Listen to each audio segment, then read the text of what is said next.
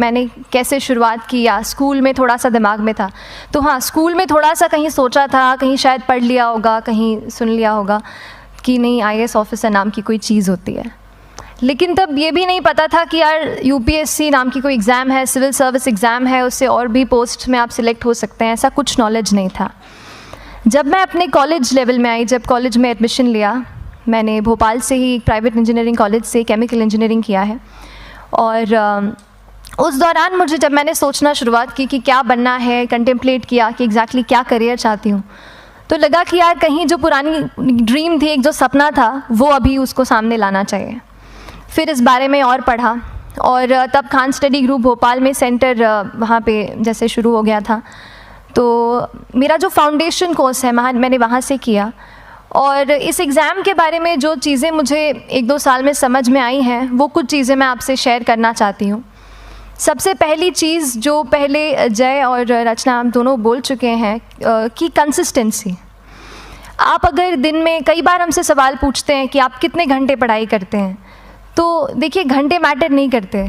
कोई 17-18 घंटे हमें नहीं पढ़ना है, उतना हम पढ़ भी नहीं सकते। एक दिन पढ़ सकते हैं, दूसरे दिन नहीं पढ़ पाएंगे। 5 से 6 घंटे ही आपको देने हैं या उतने निकालने हैं, पर वो जो वक्त आप अपनी पढ़ाई को देते हो, वो कंसिस्टेंटली आपको रोज़ उतना ही अपने पढ़ाई को देना है।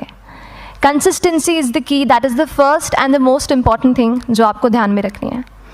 दूसरी चीज़ इस एग्ज़ाम में मुझे लगता है इक्वली इम्पॉर्टेंट है, क्योंकि ये जर्नी लंबी होती है। जैसे एग्ज़ाम ही 1 साल तक चलती है, आप प्रीलिम्स देते हैं, फिर आप मेंस देते हैं, आप इंटरव्यू में जाते हैं पर्सनालिटी टेस्ट के लिए, तो एग्ज़ाम 1 साल तक खुद चलती है। उसके पहले मान लीजिए आप 1-1.5-2 साल पहले से प्रिपेयर कर रहे हो, तो ये जर्नी काफ़ी लंबी रहती है। उस जर्नी में मेंटली अपने आप को मोटिवेट रखना, अपने आप को बूस्ट करते रहना, वो भी इक्वली इम्पॉर्टेंट है, और इसीलिए अपने आप पर भरोसा बेहद ज़रूरी है। You need to have a faith in yourself कि अगर आपने इसमें कदम रखा है, अगर आपने सोचा है कि आप सिविल सर्विस एग्ज़ाम देना चाहते हैं और देंगे, तो आपको ये ठान के उसमें जाना है कि हाँ, मैं ये कर सकता या कर सकती हूँ। ये एक अपना मोटिवेशन, अपने साथ एक फेथ, बिलीफ अपने ऊपर आपको हमेशा रखना है। कमिंग टू प्रेपरेशन की कैसे तैयारी करनी है, बहुत सारी बातें आप सुन चुके हैं कि आंसर राइटिंग में कैसे करना होता है, आंसर राइटिंग का स्ट्रक्चर कैसा होना चाहिए। तो मैं शुरू में सबसे पहले ये कहूँगी कि मेरे प्रिपरेशन का बेस 2 चीज़ें रहीं। पहला था करंट अफेयर्स। करंट अफेयर्स इसलिए मैंने उसी से शुरुआत की क्योंकि करंट अफेयर्स सबसे इंटरेस्टिंग पार्ट होता है। कई बार आपको हिस्ट्री कभी बोरिंग लगेगी, कई बार आपको लगेगा ज्योग्राफी इतना, कभी हर किसी के अपने अपने फेवरेट्स होते हैं। तो मुझे वो 2 सब्जेक्ट्स लगते थे कि यार इतना मन नहीं करता है, लेकिन न्यूज़पेपर्स और करंट अफेयर्स में जो भी नया चल रहा है वो मुझे हमेशा इंटरेस्टिंग लगता था। इंटरनेशनल रिलेशंस में क्या हो रहा है, क्या सोशल रियलिटीज़ हैं, कहाँ क्या हुआ, उसका क्या इम्पैक्ट पड़ेगा एडमिनिस्ट्रेशन पे और हमारी कंट्री पे, तो उसको आप अपना एक बेस बना सकते हो। आप करंट अफेयर्स बेस्ड प्रिपरेशन कर सकते हैं, इसलिए भी क्योंकि अगर आप मेंस एग्ज़ाम देखेंगे तो काफ़ी डायनामिज्म आ गया है, केवल प्रीलिम्स में नहीं बल्कि जनरल स्टडीज़ पेपर 2, पेपर 3 में भी आप देखेंगे कई सारे ऐसे सवाल हैं जो करंट इवेंट्स से इंस्पायर्ड होते हैं, उन पे बेस्ड रहते हैं। तो जब आप न्यूज़पेपर बेस्ड, करंट बेस्ड पढ़ाई करते हैं तो वो आपका प्रिपरेशन वहाँ से भी कवर हो सकता है। दूसरी जो चीज़ मैंने जिस पे बहुत फोकस किया वो थी आंसर राइटिंग। तो आंसर राइटिंग का जैसे खान सर बता रहे थे कि आंसर राइटिंग की प्रैक्टिस बहुत की, तो उसके पीछे मेरा ये था कि जब मैं हमेशा प्रीलिम्स का कोई भी पेपर टेस्ट देती थी, हम मॉक टेस्ट देते हैं, तो मॉक टेस्ट देती थी तो हमेशा मेरे मार्क्स करीब 90 to 110, 120, इससे ऊपर मेरे कभी मार्क्स नहीं जाते थे। तो मुझे हमेशा ये डर था कि यार प्रीलिम्स में कहीं मेरा कुछ, क्योंकि कट ऑफ भी इसी कुछ रेंज में जाता है, तो हमेशा लगता था कि यार कुछ गड़बड़ यहाँ ना हो जाए।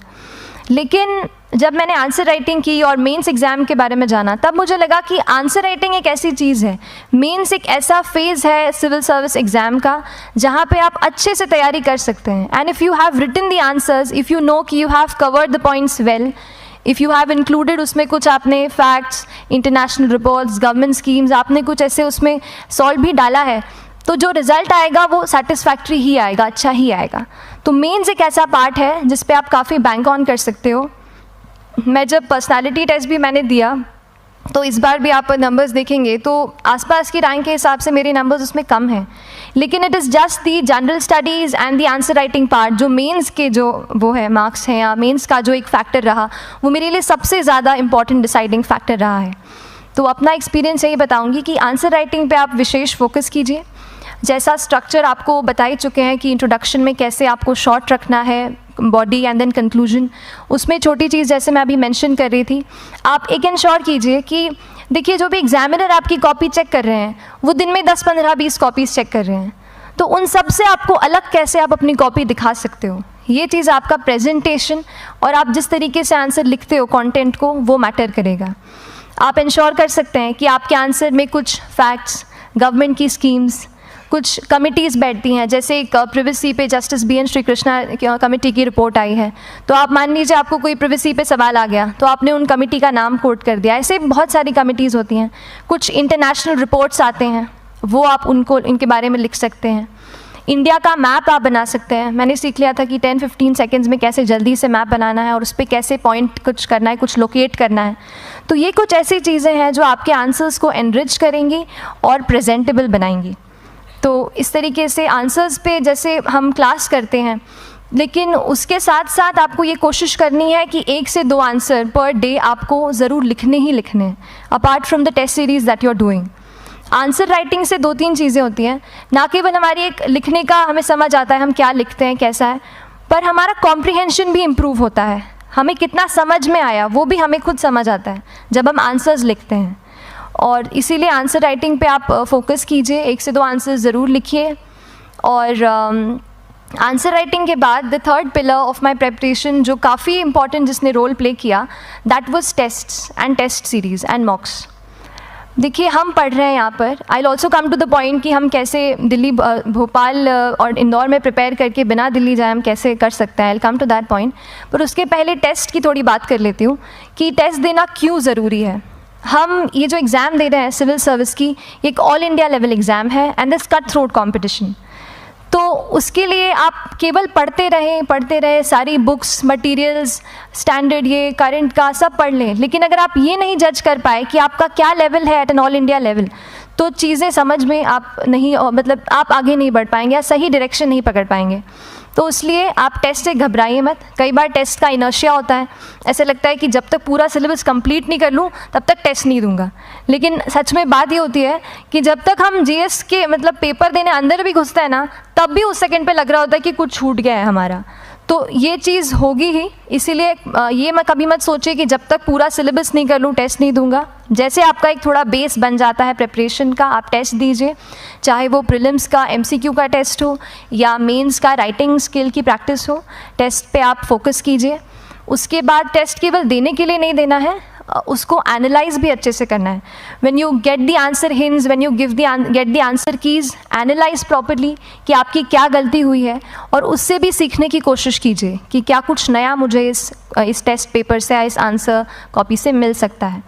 तो इस तरह से टेस्ट पे भी आप फोकस कीजिए। And I will come lastly to the point कि जब मैंने प्रिपरेशन शुरू की थी अपने कॉलेज के 2nd ईयर 3rd ईयर आते आते, तो मन में बहुत सारे फियर्स थे। मैं भी एक नॉर्मल फैमिली से हूँ, मेरे फैमिली में किसी ने आज तक सिविल सर्विस का पेपर भी नहीं लिखा था, तो मन में बहुत सारे फियर्स थे, डाउट्स थे, क्या होगा, कैसे होगा। तो हो सकता है आपके मन में भी ऐसा हो। और हम जैसे यहाँ रहते हैं, हम सोचते हैं कि दिल्ली जाना तो सबसे ज़रूरी है, उसके बिना तो ये एग्ज़ाम हो ही नहीं सकती। तो उस पर मैं एक चीज़ बताना चाहूँगी कि जैसे KSG जैसे इंस्टीट्यूट हैं, जो फैकल्टी भी हमें वही मिलती है जो दिल्ली में पढ़ा रहे हैं, तो ये एक बहुत पॉजिटिव पॉइंट है कि क्वालिटी का कोई दिक्कत नहीं आएगी। बस एक चीज़ है, आप ज्वाइन करते हैं class, that will only provide you a direction. वो आपका रास्ता दिखा सकते हैं आपको कि इस रास्ते पर आपको चलना है, लेकिन चलना उस रास्ते पे आपको खुद है। You have to work on your own. कभी ये मत सोचिए कि मैं वहाँ नहीं जा पा रहा हूँ तो नहीं हो सकता, यहाँ है, तो हम एक्सक्यूज़ेस बनाते हैं। कई बार चैलेंजेस आते हैं। तो मैंने कॉलेज के साथ प्रिपरेशन की, तो उसमें भी काफ़ी दिक्कत आती थी। कभी कभार कॉलेज की एग्ज़ाम होती थी तो इसमें मैं अपना उतना वक्त नहीं दे पाती थी। तो उस मोमेंट पे फिर प्लानिंग ने मुझे बहुत हेल्प किया कि हम किस तरीके से अपने कॉलेज के एग्ज़ाम के लिए प्लान कर लें। जैसे मैंने इंजीनियरिंग की है और मुझे पता है कि हम इंजीनियर्स 1 महीने से ज़्यादा पहले से पढ़ते नहीं हैं। पढ़ते हैं क्या?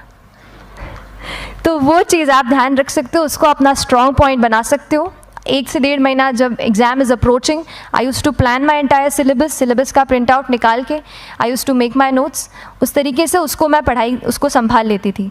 तो whenever you are managing those things together, focus on planning, किस तरीके से आप एक माइक्रो प्लान बनाएं, अपना डेली एक प्लान बनाएं, वीकली टारगेट सेट करें और एक ब्रॉड विजन दिमाग में रखें कि ब्रॉडली आप मंथ्स में क्या कवर करने वाले हैं।